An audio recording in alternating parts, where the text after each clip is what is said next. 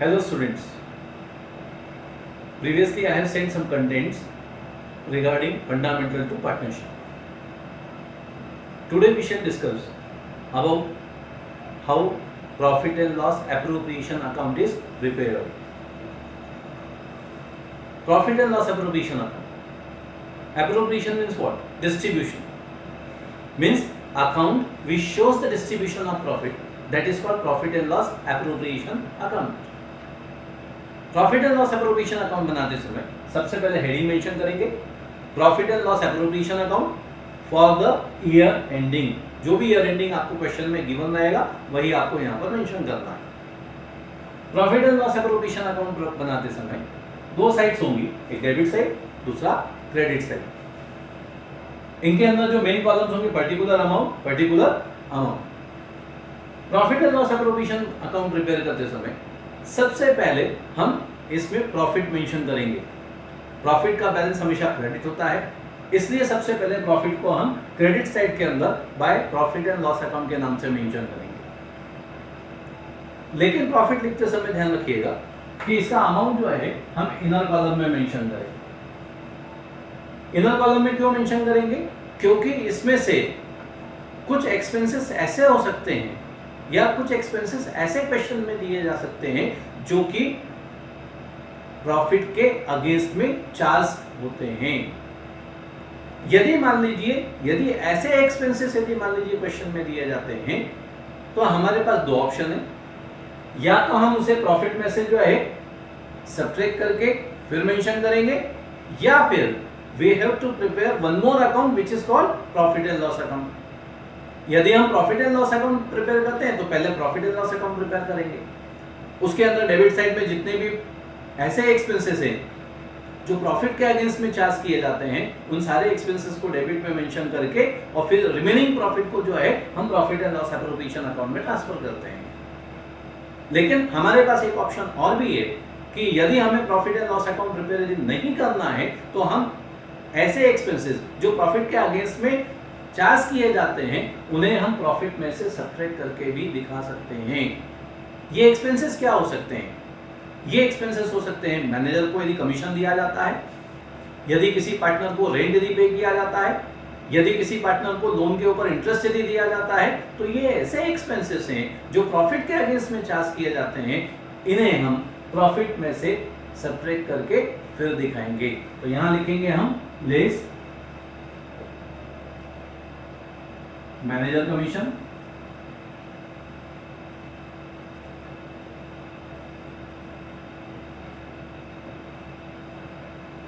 then interest on loan,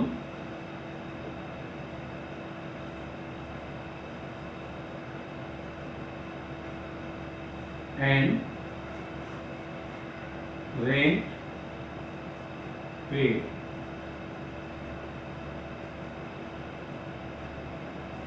इसमें से कोई भी एक ट्रांजैक्शन, दो ट्रांजैक्शन या तीनों ट्रांजैक्शन दिए जाते हैं तो इनको हम सब्ट्रैक्ट करके फिर जो नेट अमाउंट आएगा उसे हम बाहर मेंशन करेंगे। प्रॉफिट मेंशन करने के बाद अब प्रॉफिट के अगेंस्ट में जो भी एप्रोप्रिएशंस के ट्रांजैक्शंस दिए होंगे वे सारे ट्रांजैक्शन हम डेबिट में लिखेंगे। जैसे यदि पार्टनर्स को कैपिटल पर इंटरेस्ट दिया जाता है, यदि किसी पार्टनर को सैलरी दिया जाता है, यदि किसी पार्टनर को बोनस दिया जाता है, यदि किसी पार्टनर को कमीशन दिया जाता है, या फिर प्रॉफिट में से किसी भी प्रकार का रिजर्व यदि बनाया जाता है, तो ये सारे ट्रांजैक्शन हम वन बाय वन डेबिट में मेंशन करते जाएंगे। तो सबसे पहले हम लिखेंगे to interest on capital IOC।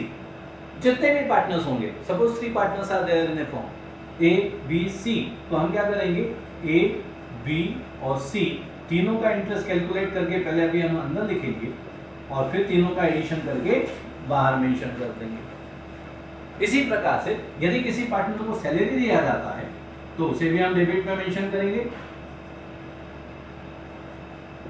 Salary to जिस पार्टनर को दिया जाता है उसके नाम से मेंशन कर देंगे। इसी प्रकार से यदि किसी पार्टनर को बोनस दिया जाता है वो भी हम डेबिट में मेंशन कर देंगे। यदि किसी पार्टनर को कमीशन दिया जाता है उसे भी हम डेबिट में मेंशन कर देंगे।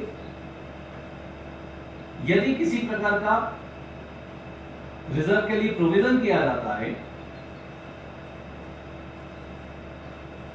तो उसे भी हम डेबिट साइड में ही मेंशन कर देंगे। क्रेडिट साइड में केवल एक ही ट्रांजैक्शन आ सकता है और वो आता है इंटरेस्ट ऑन ड्राइंग। यदि पार्टनर्स ने यदि विड्रॉवल यदि किया है, उसके ऊपर यदि किसी प्रकार का इंटरेस्ट यदि चार्ज किया जाता है फर्म के द्वारा, तो वह एक प्रकार से फर्म के लिए इनकम है, उसे हम क्रेडिट साइड में मेंशन करेंगे। तो bye interest on drawing, IOD जिसको हम कह सकते हैं, इसमें भी वही आपको ध्यान रखना है, जितने भी पार्टनर्स होंगे उन पार्टनर्स का इंटरेस्ट ऑन ड्राइंग कैलकुलेट करके पहले अंदर लिखेंगे।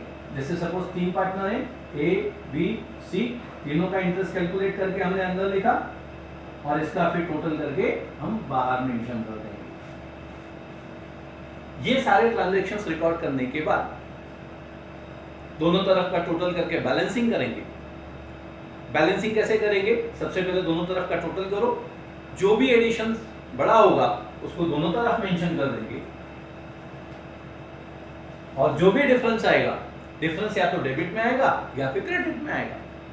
यदि डिफरेंस डेबिट में आता है तो निश्चित ही शेयर ऑफ प्रॉफिट होगा और यदि डिफरेंस क्रेडिट में आता है तो डिफरेंस को हम जो है लॉस के नाम से मेंशन करेंगे। उसका भी लॉजिक आप समझ लीजिए। क्रेडिट साइड यानी इनकम साइड होता है, डेबिट साइड यानी एक्सपेंडिचर साइड होता है। If the total of income is more than expenditure, in that case difference will be shown as a profit.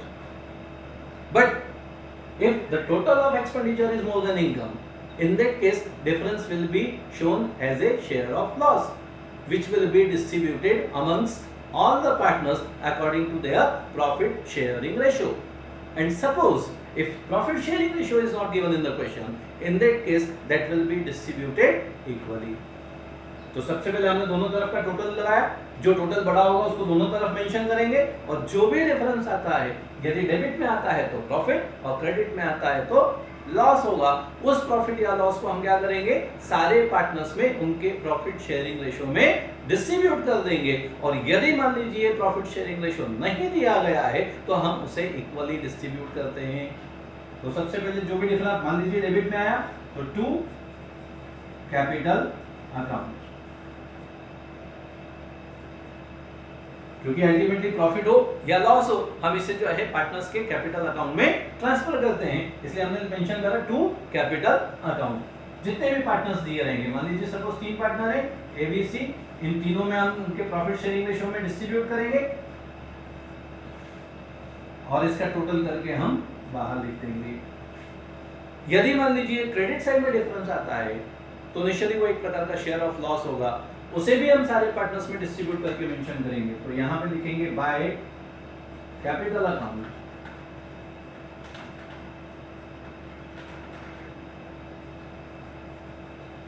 Share of loss, मैं ब्रैकेट में लिख देता हूं if any,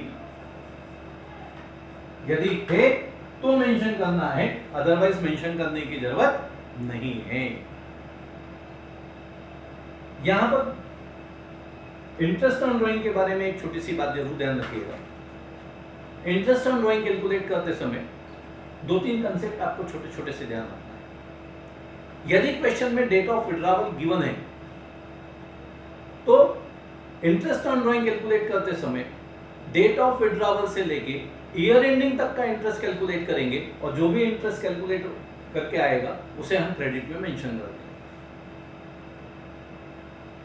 suppose date of withdrawal नहीं दिया गया है, यदि क्वेश्चन में डेट ऑफ विड्रॉवल नहीं दिया गया है तो उस कंडीशन में हम एवरेज पीरियड का इंटरेस्ट कैलकुलेट करेंगे, मींस 6 मंथ का इंटरेस्ट कैलकुलेट करके लिखेंगे।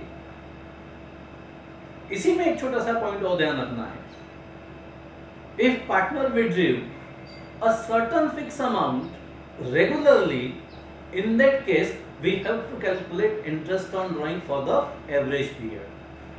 यदि पार्टनर्स के द्वारा एक सर्टन फिक्स अमाउंट यदि रेगुलरली विड्रॉ किया जाए, रेगुलरली का मतलब क्या हुआ कि यदि मान लीजिए जो है at the beginning of every month यदि मान लीजिए पार्टनर्स यदि अमाउंट विड्रॉ करते हैं, या at the end of every month यदि विड्रॉ करते हैं, या at the middle of every month यदि विड्रॉ करते हैं, इसका मतलब यदि मान लीजिए जो है एक सर्टन फिक्स अमाउंट यदि पार्टनर्स के द्वारा रेगुलरली यदि विड्रॉ किया जाता है तो उस कंडीशन में हमें एवरेज पीरियड का इंटरेस्ट कैलकुलेट करना पड़ेगा।